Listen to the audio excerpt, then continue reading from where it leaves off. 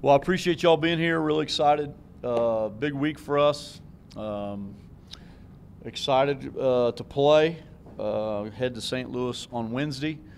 We'll practice. We won't practice today. We'll be off Sunday and Monday, and then we'll practice Tuesday here, and then we'll leave on Wednesday.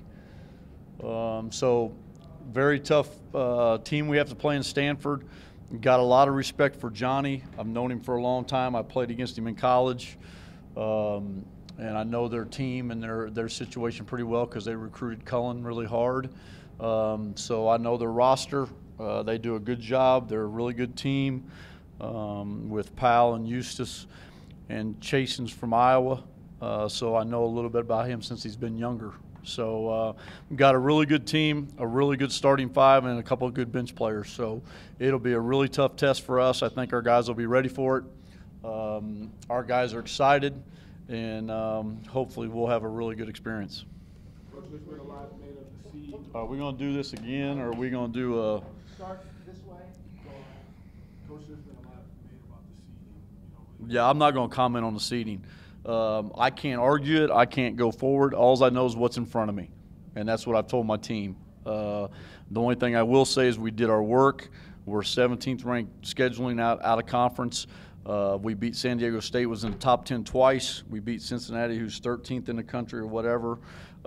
We did what we're supposed to do, but I'm going to look at it differently now, because why wouldn't I just schedule whoever and win as many games as I can?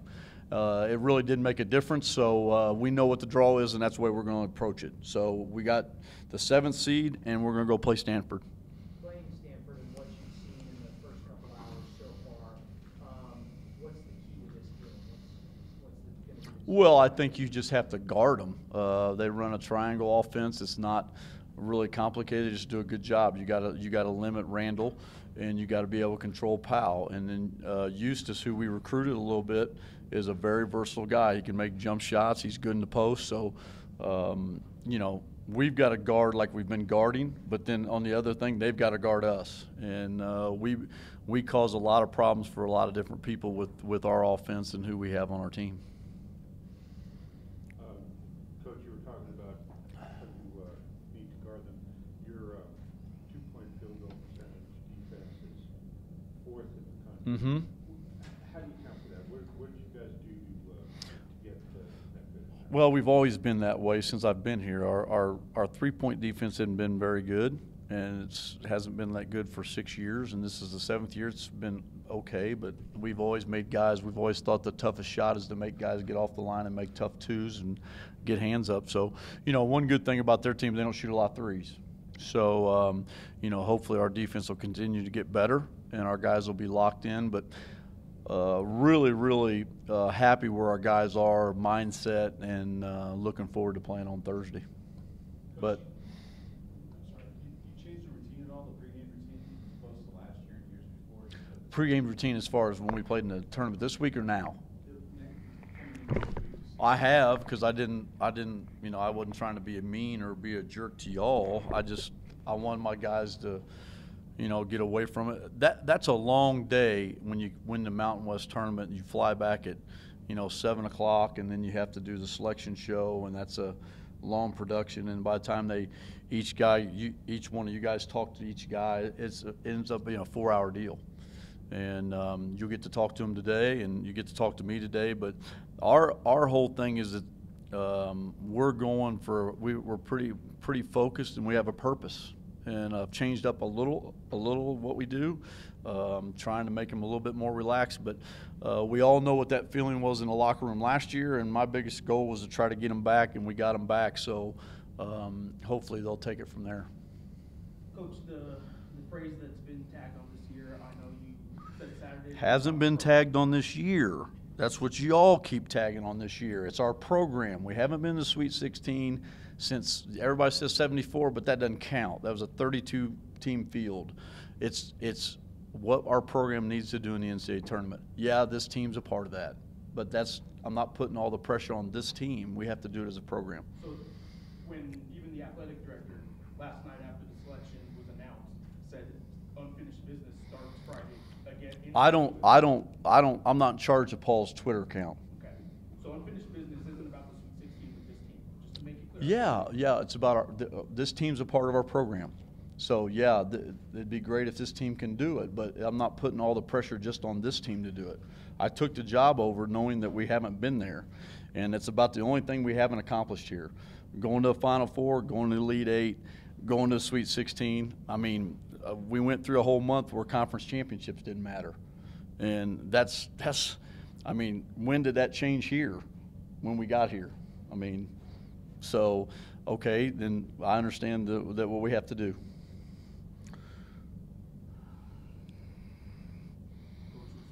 As a conference, were you surprised that, like, I know Boise State didn't even get the NIT? Yeah, I just can't figure it out. I mean, you know, I didn't want to talk about it, but, you know, we have a guy that's the athletic director in our conference that sits on that, and we don't get two of our teams, we don't get anybody in the NIT, and we get the seedings that we get. It just makes me, you know, makes you wonder. So I don't know if we'll ever get any answers, but I just know that we're playing Stanford and excited about that. Dawkins, what do you remember about playing against him? He's really good. He was probably the best guard we played against except for Jordan. And he was terrific, and he kind of was like Price at our program. Those guys are him and Amaker's are the ones that got those guys going, got Duke going. And he was probably the best guard that I played against when I was there, besides, like I said, Jordan. But he was really good. They had good teams, and Coach K was just getting started. So he was a terrific player. He was a terrific pro player, but I have a lot of respect for him. He's just a really good guy. He's got a great family, and he does a good job. I mean, is that relationship from when you guys played against each other something that you guys have talked through the years at all? Or? Yeah, we've talked about it. We've known each other for a long time. We talked more about it when they were recruiting Cullen. But I see him a lot. He's got a son that's the same age. Is a really, really good player that, you know, we tried to recruit a little bit. But Johnny's just a class guy. He does things the right way. And you know, he had, you know, like I said, he had a terrific playing career. Coach, what's different about the NCAA tournament at this time of year as opposed to the Mountain West, where it's 3 games, 3 days, and it's every other day? And Right. preparation-wise? Well, I just think you got to take your time and do it right. I mean, like I know we're going to do some things differently this year that we didn't do last year and the year before to get them ready. But my biggest thing right now is just to get them rest, get them a break. But the Mountain West tournament, it just happens so fast that you don't have time to catch your breath. So your guys are kind of locked in on adrenaline. They don't. This one is, you know, they got time to prepare for us. We got time to prepare for them, and then you have a few days. I really didn't care about the seeding, and I told Frank this, and he laughs about me. All I cared about was that we got to play on Friday, because the last 2 years we've had that quick turnaround by winning 3 games and turn around, have to leave on Tuesday and play on Thursday. That hasn't been easy, and you know, I think the biggest thing for us is that it's a Friday, and I think that's going to help us. I think it gives us an extra day. It gives our guys that have went through the three games in 3 days at the Mountain West tournament, gives them a little time to catch their breath. Coach, will you seek out any advice from Coach Alford on the Pac-12 experience in Stanford? Well, unless you guys get my phone records, I'm going to say I haven't really talked to him. No, I've talked to him plenty, and I'll talk to him. I talk to him at least 3 times a week during the year, and I'm sure I'll talk to him 3 times a day or 4 times a day till we play. So, you know, they played him 3 times and had success. So, you know, that'll be helpful.